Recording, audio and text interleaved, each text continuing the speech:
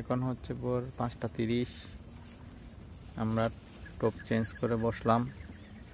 ওয়েদারের অবস্থা ভালো দেখা যাচ্ছে না, গুড়ি গুড়ি বৃষ্টি হচ্ছে। এদিকে ট্রেনও তো লোক আছে।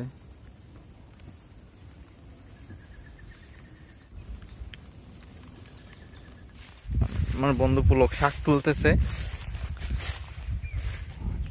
এখন আমরা লাকুড়ির সন্ধানে যাচ্ছি। সেন ওখানে বসে আছে, আমরা ওইদিকে যাব এই পাহাড়ে। এগুলো আমাদের লাকড়ি, অনেক লাকড়ি পাইছি। আমাদের শাক ভাজি করা হচ্ছে। আমাদের দুপুরের আয়োজন, আবার ডাল আলু ভর্তা ভাজা হচ্ছে। এখন হচ্ছে বিকাল 4টা। আমার ভাই পুঁটি মাছ ধরতেছে। আমরা ইতিমধ্যে 5টা পুঁটি মাছ ধরেছি।